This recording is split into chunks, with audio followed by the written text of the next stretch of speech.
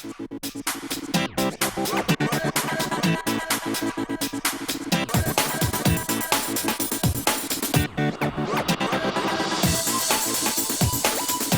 folks, how are you all keeping?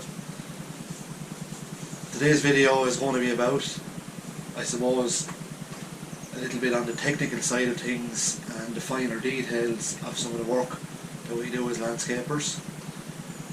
As most of you are probably aware, nowadays, but definitely in the last 5, 6, maybe 7 years, timber manufacturers coming from the sawmills have come up with a way of creating an eased edge, as it's called, on the side of your timber board, whether it's your decking board, whether it's your panelling for a screen fence, that kind of thing. And it's a lovely finish, so if you're handling the timber, what have you, on and off the truck, and when you're working with it, it's very nice. It's very easy on the hands. Now, having said that, one of the problems that has arisen out of that lovely feature on the timber is sometimes you will buy the type of or the size of board for a specific job and it won't come with an eased edge, but maybe another part of your project has the eased edge, whether it be a handrail or a decking or whatever it may be, a raised planter that you're building. You're building with maybe 6x2s or 4x2s or something like that, and in the case of the customer or maybe the garden designer, they will specify that they want the eased edge everywhere. So it could be a case that you can buy that piece of material from another supplier, but you might have to wait for it. Or in this specific topic, I'm going to use an example of Bankerai hardwood, tropical hardwood, that we use quite a lot for screen fencing, do some decking with it. Maybe we sometimes on some of our projects we build some fancy ornate suspended seats with a wraparound stone wall, and we use Bankerai quite a lot for that, for its durability. Some people use cedar, so look, there's a wide range of products out there. So the problem that arises with this particular product and the suppliers that we get it from, now I know there's other companies out there that say, oh, we do this and we do that, and it's not always available when you want it. But we buy this product normally in 150mm 6-inch board, so it's a solid piece of decking board like that. And the companies that I purchase from, we can buy that in various different lengths, which is good, and depending on the size of screen we're putting in or whatever, we can work with that. But invariably we get garden designers who come along and they want to use 2 different size boards in a screen fence, whether it be vertical like this or running horizontal up along. They also want to hide, when we're screw fixing this product onto wooden supports, whether it be battens on a wall or freestanding posts placed in concrete. So they want us to come along and they want us to disguise those screw holes, whether it be with a narrow piece of timber like that or a wider board like this. And all of these little things that we're going to have to do where we're ripping down the timber. So in the case of these 2 boards here, we've ripped that down on a table saw to produce 2 sizes of board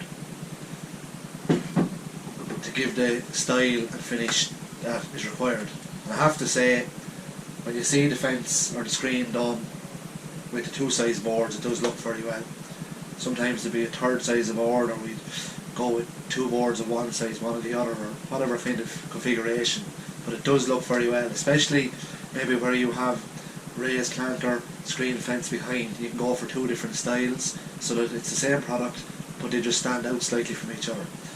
So the problem, as I say, that arises is when you rip these boards down, what you end up with is the eased edge on one side that's created by the manufacturer.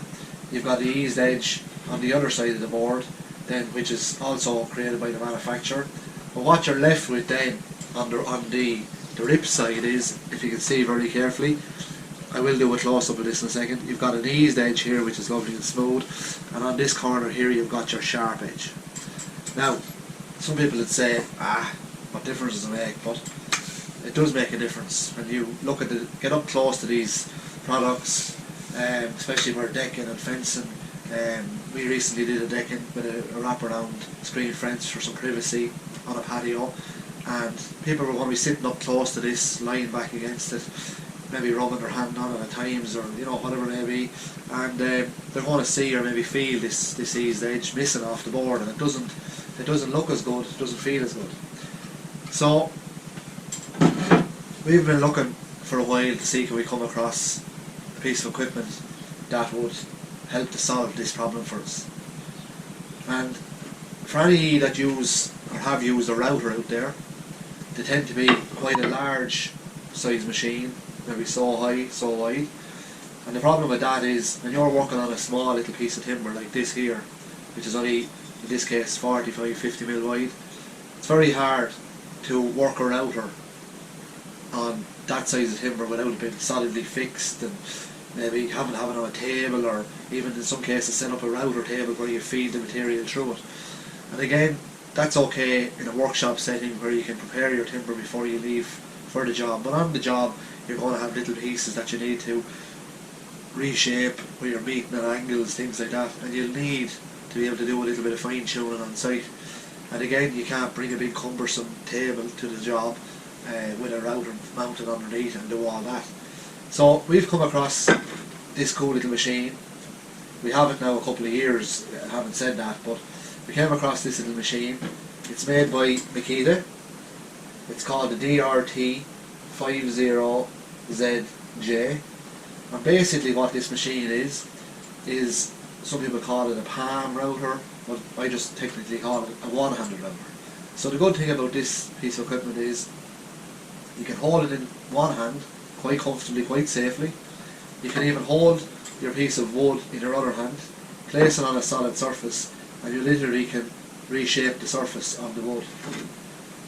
It's a very useful piece of equipment when you start purchasing the different types of attachments to go into it. So it's fully functional with a wide range of with attachments. So for the little types of finishes you might want to put a little bit more ornate type finish on a piece of wood. Maybe you're creating little cappings to go on top of newel posts, and you want to put a little fancy edging all around it. So if I bring this over closer to the camera, you can see, maybe you can see with the glare, but you can put ornate little features in it. If you have a timber edge and you want to put a recessed light underneath it, you can cut out the certain grooves or channels for that. So it's actually very, very useful, and again, like everything, it's only when you buy the attachments to go into it to make it more versatile is when it comes into its own. So that's one aspect of where it can be used to put your eased edge on. Another little thing that always bugs me is maybe when you're doing it, this doesn't have to be a hardwood, it can be a situation where you're using softwood decking as well, but a lot of the time people they don't want your traditional decking anymore. They maybe don't like the ribbed, your ribbed type decking like this. They want a more smooth, clean look in these contemporary gardens. I know there's new products out there, millboard decking, different things like that they're treated in different ways, different things, but a lot of them come with an eased edge. And a good practice, as always, when your decking boards run to the edge of, so let's use this bench here with the upstand here as your decking, your rise, your step, sorry. So where you have your decking board running over to the edge, carrying over the edge, you may want to put a little bit of an overhang there, and you can almost bullnose the timber if you want to. I do prefer, however, to put what I call a kicker board or a capping board on. So we use this other way so there's no screw holes. But I do prefer to run a capping board like this around the edge of my decking. So what that does is it creates a nice solid piece of wood that's not going to allow for the edges of your material running in this way here to splinter off or become jagged, or maybe if somebody was to hit it with a table or a chair going in onto the decking, they could splinter up the edge of the board. So this other way, this capping board gives, and a lot of guys and a lot of companies out there and people out there will appreciate and understand what I'm saying when I mean that, because they would have done that before. So where the problem then lies is that you have a lovely piece of timber that has on the back side and the front side an eased edge running as a nice board here.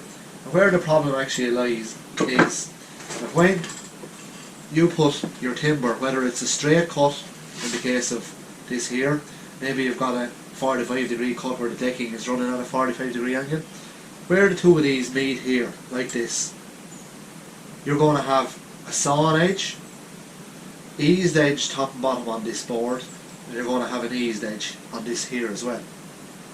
Where these two meet doesn't look, in my book, very nice. The larger the board, maybe doesn't look so bad, but when I show a close-up of this carried out and finished, you will see the difference it makes. I have got one piece of board here which I've just done, and I will do a demonstration in a second. Maybe you can see, if I do a close-up, you can see the eased edge on the board to replicate the eased edge on both sides. So when that board meets this board here, like this, in a decking situation, or it could be on top of a screen fence, you've got an eased edge meeting an eased edge. Same way as the decking boards, as they run throughout the actual main surface of the deck, will have the same effect. So you're replicating what the manufacturer has provided you with on the ends of your boards. So we jump across to the machine again here. So quite a simple machine. It's battery packed, so again, no wires or anything to get caught up in, or makes it much more versatile around the site. Comes in a lovely case here. You've got your standard type charger, as most people will be familiar with. It also comes with a little fence on it, so if you have to run along with one of the gouge bits and you're wanting to put in a recessed track, maybe underneath a decking step, maybe you've created some sort of a planter or a raised edge, you want to put a strip light in, or maybe it's just a case of hiding a wire or something going off to an outside light or whatever. You can cut the recessed track using the fence, so you can set your depth in. You want to go in 20 mil in, and you can set your depth by the depth gauge on the machine, and away you go, cut out your groove. Happy days. So that's a cool little attachment there. It's very safe. It comes with a lock button, so you have to hit the lock button to activate the machine. That inactivates the battery, puts power into the machine, and then you switch it on for the machine to run. So again, it's actually very safe, that you can't just brush off it or accidentally hit off it as you're walking through a site and spin the motor.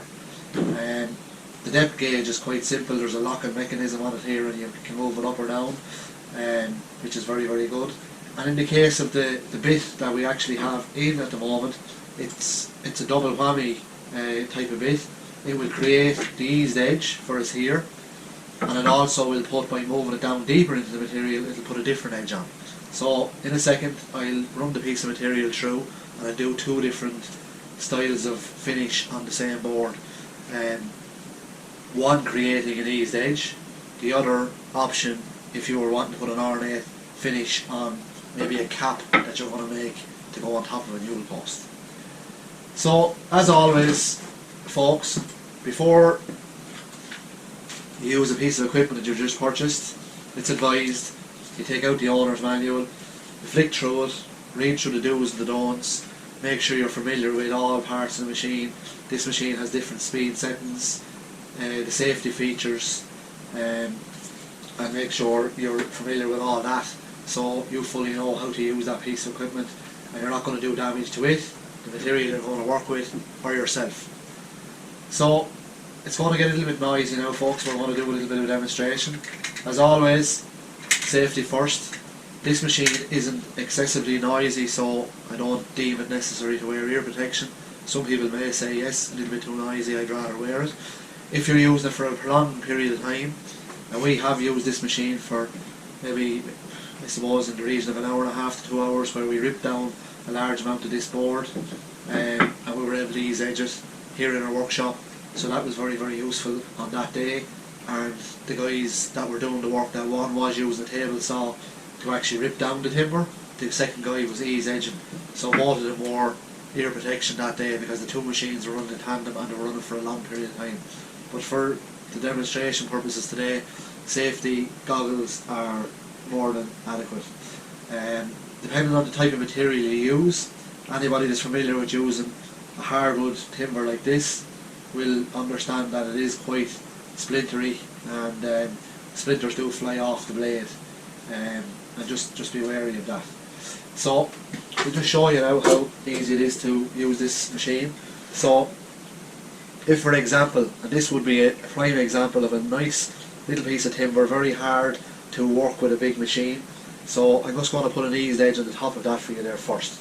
So again, firm grip on the machine, two safety features. First and foremost, hit the button which activates the battery to start, and then press the normal area.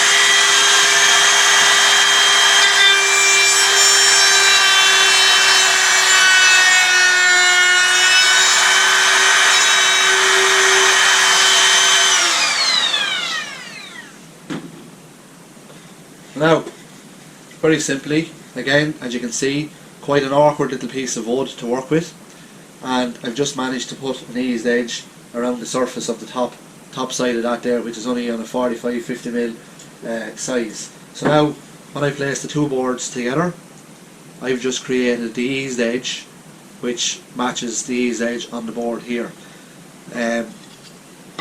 Very simple to use, and actually very little splinters and what have you left. So now, just for demonstration purposes, I'm just going to show you how you drop the depth. So you release the bracket, the lock and bracket, and now we can move down the faceplate down so that it reveals more of the actual machine edge. So we can manipulate that any which way we want. We'll just wind this little handle up or down, so we can say right there, this is the type of shape I want to put on the wood. So now I'm just going to do this as if this was a capping board going on a newel post. So again, lock, start on the machine.